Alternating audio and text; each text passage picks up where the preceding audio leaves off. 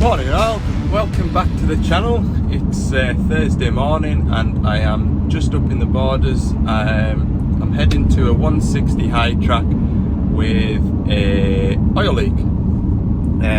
Apparently the oil leak occurs when you travel, so we're looking at the valve chest, and that's all the information I've got. So I'm about 10 minutes away from the job. The weather is dry but cloudy. There's a lot of rain in Carlisle, but yeah, that's about all I can tell you at the moment. So we'll get down to this job and see what we find. Right, I've made it to my digger. I'll just have a bit nosy up in the valve chest area, see if you can see where this oil leak's coming from. Oh look, that step's disappeared from there. Oh.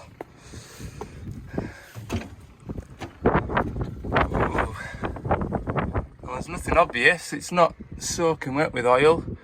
The driver's just away down the bottom of the hill there to go and fetch the dumper up, so when he gets back up I'll maybe get him to start it, and I'll sit up here and have a bit nosy around. I can't see anything soaking wet like I expected it to be. From what I gathered on the phone, it was absolutely pouring out, so I'll jump in it myself just now and have a look. Maybe something to do with that belly plate being smashed to smithereens. That'll be fun, getting that out. I think the problem could be up in there, and I hope it's not a pipe that runs from there through to the travel motor here. I have a feeling it might be. With a bit of luck, it's just a pipe that's been smashed loose and the O-ring's split. This could get a bit mucky. Right, I'll put a boiler suit on and have a bit lie underneath there, I think. There we go, that was thoroughly pleasant. That was super heavy and the bolt came to the end of its threads and that came down with a right clunk. Good job I was lying towards this far side anyway. Yeah, this machine could have done with a heavy duty belly plate under here, and I think this problem wouldn't have occurred, but you can see where that belly plate's been shoved up. It's rubbed against that pipe, and it's also rubbed against that pipe. So that is going to be running all the way through the track frame and over to the travel motor. Marvellous. This is the case drain from both the travel motors, so that'll just be tank pressure, and that'll be 340 odd bar, and with a swept flange fitting like that, I think I'll be pretty lucky to get something locally made up. So I've got a part number on there. Worst case scenario is I'll have to order one of them for a tomorrow morning delivery and come back up and fit it. Yeah, I'm not really looking forward to this. So I thought, fully expected that one of those two pipes was going to start pouring out when I had the machine running, but in actual fact it is. On this side, that quarter pipe there is bust. Spoke to the customer and he just wants the machine back up and running to finish the job on this site, so I'm going to get that pipe replaced. But something for you to look out for if you are running a machine, just periodically when you're in when the machine comes back to the yard, or you've got a Friday afternoon free on site, just take these plates off. If you've a pressure washer handy, just keep all this washed out, because doesn't have to build up. And it's not just, you know, this is predominantly a forestry machine, but you know, even on building sites, the muck, it's amazing what muck will get in behind there and build up, and look, it starts to rot these fittings out. So at the very least, I'm going to replace this pipe here, clean this out, and I'll also I'll take that plate off there for the 5 minutes it's going to take us, and I'll just give that a bit dig out as well. I've got the pipe off, it's in the back of the van. Believe it or not, we are sort of fairly in the middle of nowhere here, but there's a small village just at the top of the road here. It's only 1.5 miles from where we're at, and in that village there's like like a blacksmith shop, and they do, you know, they make up pipes, and honestly the amount of fittings that these guys keep is impressive, to be fair. I've never been stuck for a pipe yet, so I'm pretty confident they'll have everything that I need to get a pipe made up and pop back down and put it on this digger and get it away again. So I'll just nip up the road and I'll catch you when we're back at the machine. I have my new hose, and I'm just going to run these caps in to here before I feed it through the chassis to stop these ends gathering up a load of muck and contaminating things. Right, that's a new pipe on. Oh, I've got an echo. That's the new pipe on. That pipe, I don't know if I mentioned before, that pipe is what activates your 2-speed tracking. So that sends a pilot feed into the gearbox. Yeah, not into the gearbox, into the motor, and it swashes the pumps to give faster tracking speed. So that's it all on.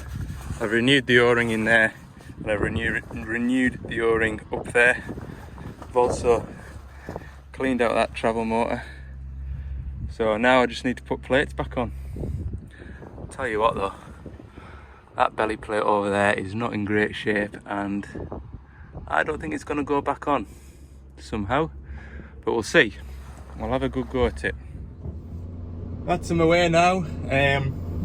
Yeah, I'm going to head back down to Carlisle now. It's 11:30. So it'll be 11:30, 12:30, maybe about 1:45, 1 o'clock. I'll be back through at Carlisle to go and see a 14-tonner where the dipper arm is creeping. So yeah, I'll catch you down at Carlisle then, if that's all right. Hopefully the rain has blown through and it'll be a dry day now, but we'll see. We'll see. Look at this for a bit of kit. That is cool.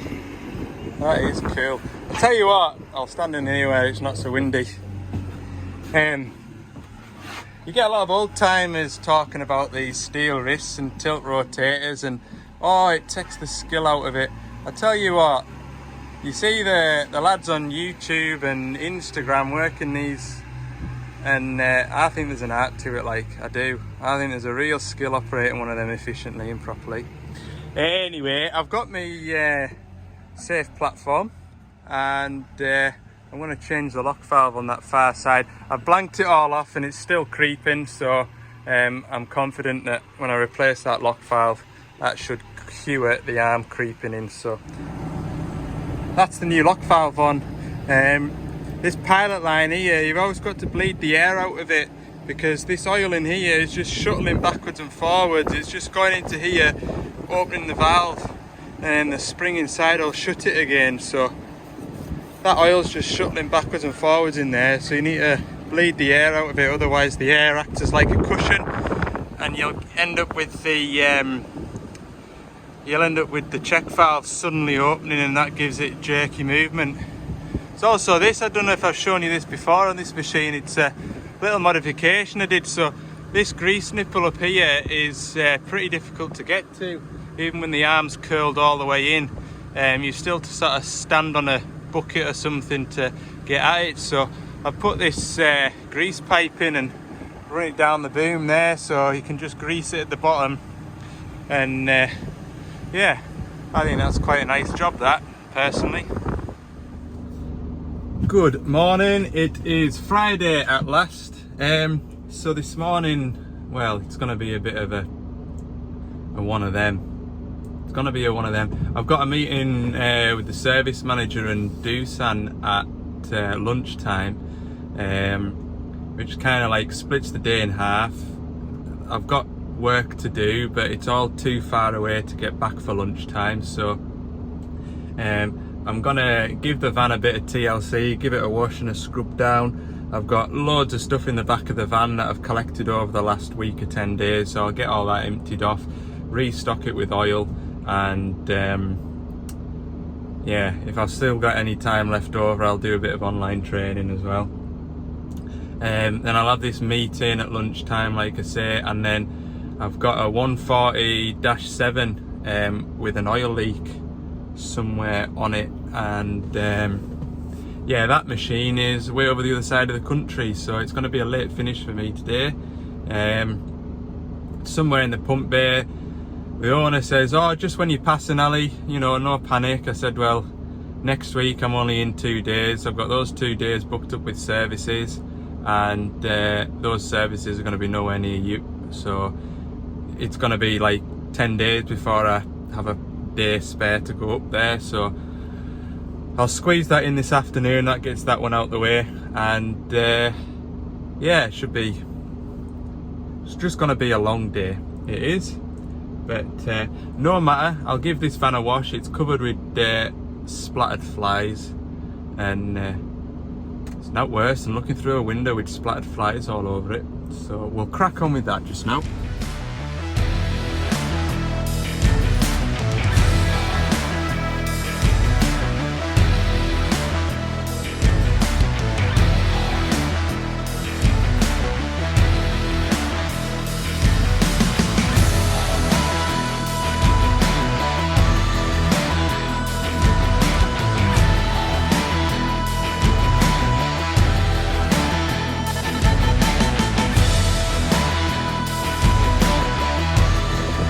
The van's looking clean. They put a bit of tyre dressing on it, look.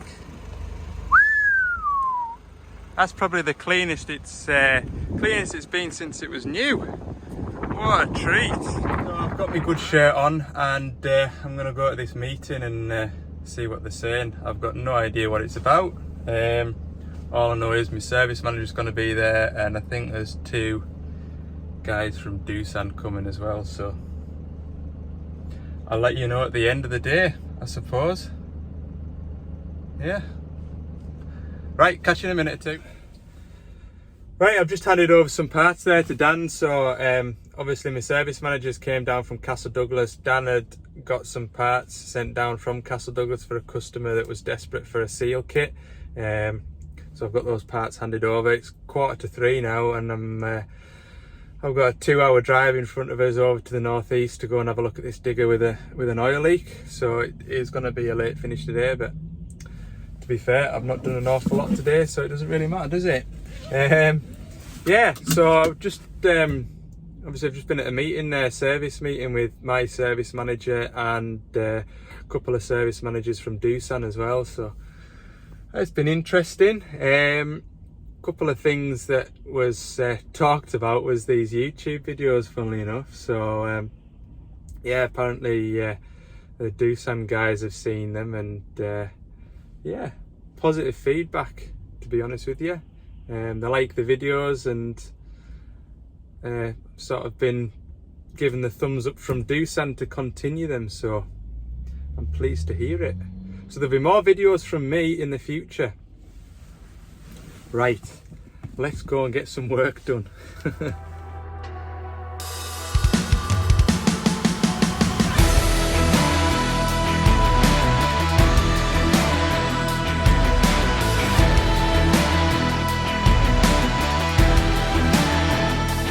Right, just probably about 5 o'clock, if not just after. Yeah, I'm at my 140 tail swing at this caravan park here. I'm told that the engine oil, well, not an engine oil leak, an oil leak is behind this cover here, so we'll just have a look underneath. And yeah, can you see it's a bit damp around this plate here? And there's a couple of spots on the track frame as well, so I'll get a key and open that door and get a look at it. Look at that van. Look how clean that is. Although it is now already splattered with flies again. It's nice down here though, it's blue skies and sunny weather. Shame I'm not on holiday yet. Right, so you can see that belly plate at the bottom there is pretty wet with oil. So what I'm going to do is look around this pump bay for the highest point of oil and sort of try and trace it really. It looks like it's going to be, or it is, one of those oil leaks that's just sort of quietly weeping away. I don't honestly think with the engine working you'd see an awful lot more as to when it's sat, but what I'm going to do is I'll start the machine, spin it round a touch so that inspection plate is sort of under here. I'll take it off and have a look underneath. But first, I better get a boiler suit on. I don't want to get my nice clothes all mucked up. So my suspicions when I first had a look in would be that these Jubilee clips might be slightly loose and allowing it to leak out of here, but now I've got this plate off and I've looked up where that feed pipe to the pump goes on. There's actually oil coming off these bolt heads here, and when I look further up around the pump, up on top here, it's dry, so I think my oil leak is coming from in between here. Yeah, not good at all. So I'll check. Oops, sorry.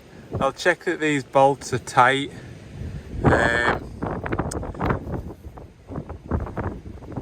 God, that is going to be absolutely. Oh no. That O-ring split, or it's been trapped when the machine's been built and it's squashed it. If I take that off, that's gonna let all the oil out the hydraulic tank very, very quickly. Right, I've given these bolts a tweak. I mean, they weren't particularly loose. I've got a feeling that either the O-ring in there isn't seated properly and it's been nipped when it's been put on, or this pipe might be cracked. I can't see the pipe being cracked, but either way, don't know what to do. I don't know what to do. I've got 40 litres of hydraulic oil in the van. I just don't know how much I'll lose, because what I can do is cap the tank off via the suction, drop that pipe down, and God, it'll make such a mess. It will make such a mess. I know you're all saying, oh, you should have a vacuum pump, vacuum the tank, and guarantee you I'll still lose a lot of oil.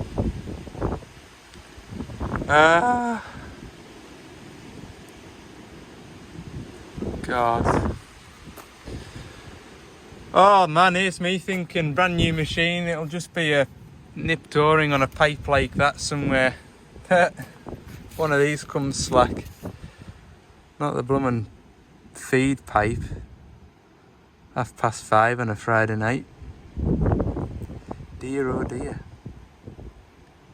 What's the best thing to do here? I've nipped them up, I've dried it off. Do I waste time running it for half an hour expecting to see more oil coming out, or do I take that pipe off and